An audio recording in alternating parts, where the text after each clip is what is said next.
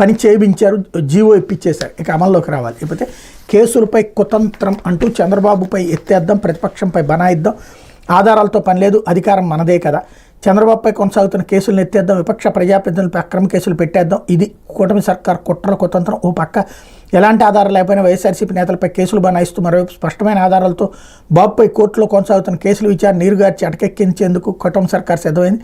ఈ క్రమంలో తాజాగా ఢిల్లీ నుంచి వచ్చిన ఓ ప్రముఖ సీనియర్ న్యాయవాది ఏకంగా పోలీస్ సిఐడి ఉన్నతాధికారులతో సమావేశమై స్కిల్స్ స్కామ్, అసైన్డ్ భూముల దోపిడీ, ఇన్నర్ రింగ్ రోడ్ అలైన్మెంట్ అక్రమాలు, ఫైబర్ నెట్ కుంభకోణం కేసుల నుంచి చంద్రబాబు పేరును తప్పించడంపై మార్గనిర్దేశనం చేయడం సంచలనం రేకెత్తిస్తోంది. ఆ కేసుల్లో సాక్షులను ఎలా వేధించాలి, ఎలా తప్పుడు వాంగ్మూలాలు నమోదు చేయాలి, న్యాయపరంగా ఇబ్బందులు రాకుండా ఎలాంటి అడ్డదారులు తొక్కాలి అనే విషయాలను ఆ సీనియర్ న్యాయవాది కూలంకుషంగా ఉద్బోధించినట్టు తెలుస్తోంది. చంద్రబాబుపై ఉన్న అవినీతి కేసులు మూసివేయడమే ఏకైక ఎజెండాగా ఓ ప్రైవేట్ న్యాయవాది ఈ సమావేశాన్ని నిర్వహించడం, రానున్న 2 నెలల్లోనే ఆ కేసులను క్లోజ్ చేసేలా పోలీస్ సిఐడి వ్యవస్థలను సిద్ధం చేయడంపై పోలీసు వర్గాల కలకలం రేపుతోంది.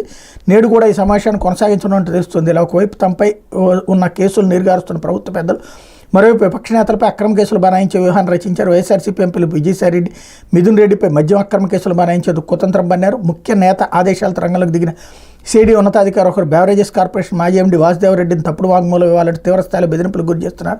ఆ ఇద్దరిని అక్రమ కేసులతో వేస్తే డీజీపీ పోస్ట్ ఇస్తానని సిఐడి ఉన్నతాధికారికి ముఖ్య నేత ఆఫర్ ఇచ్చినట్టు తెలుస్తోందంటూ సాక్షి ఒక కథనాన్ని ప్రొజెక్ట్ చేసింది. లేకపోతే